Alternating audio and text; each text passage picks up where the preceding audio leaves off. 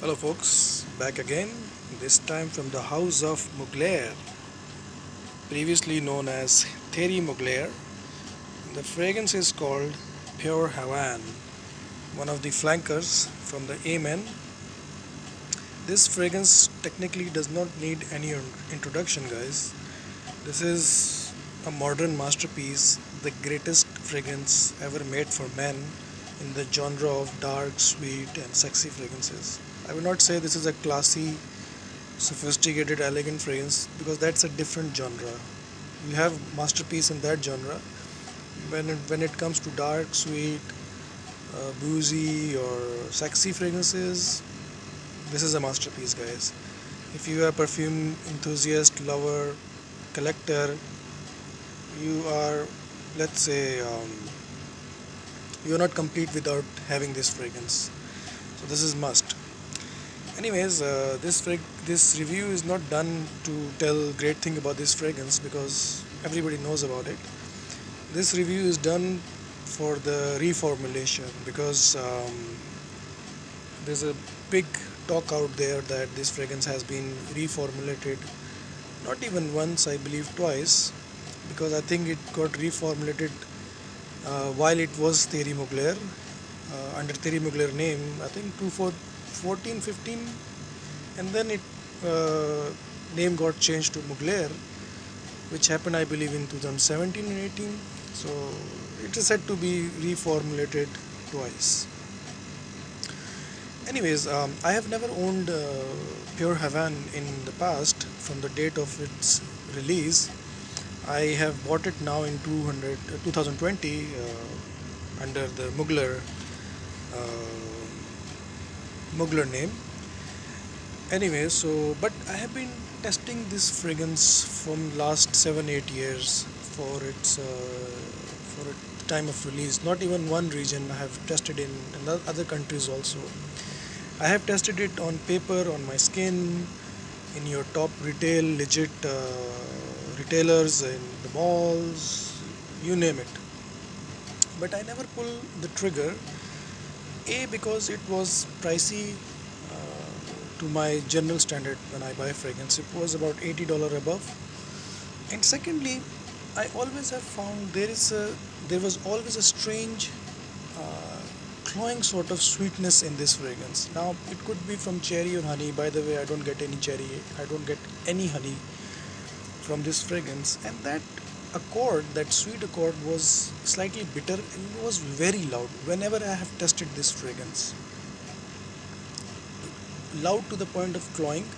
So I never wanted to take my chance, and because I liked it whenever I have smelled it, but I was never fell in love to bought this fragrance and spend hard-earned money for $80.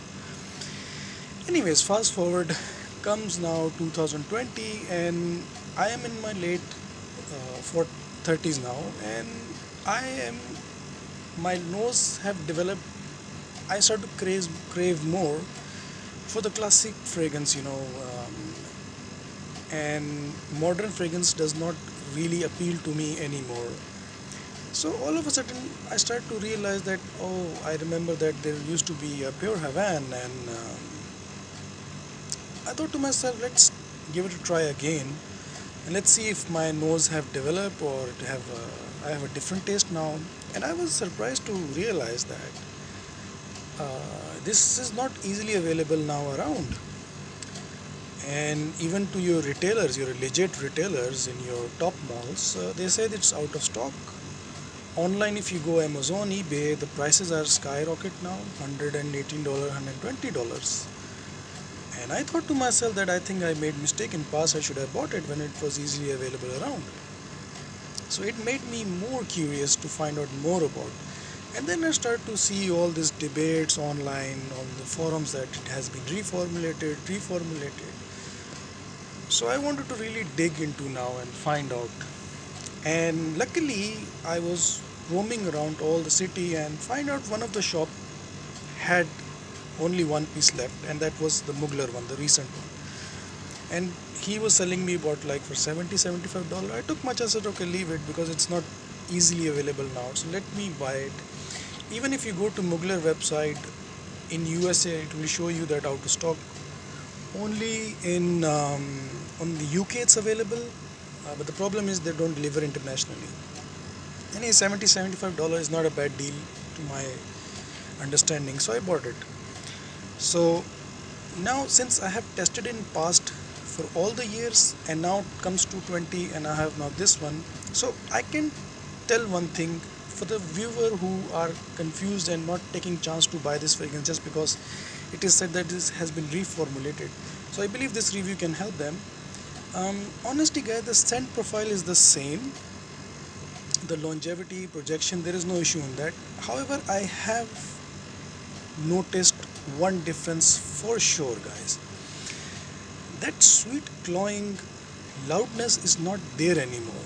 It has been well toned down, and it really suits me, and I'm more than happy to have it now when I was very annoyed by that cloying sweetness coming from it in the past batches.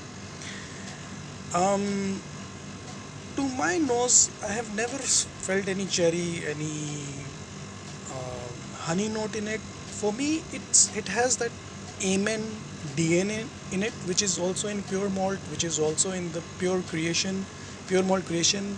I have owned Amen, I have owned pure malt creation. I have tested many times pure malt. Um, so only difference is that take the Amen DNA and add tobacco leaves to it, and of course it is different than your Amen. It is different than your pure malt. But of course, it has a tobacco leaves in it, which makes it stand out and way different than Amen pure malt. Yet it has the same DNA. So my advice and my suggestion for viewer who are looking to it, please go ahead, buy it. It's a beautiful fragrance, guys, and I hope my review will help people who are looking into these things. You guys have a good day and enjoy.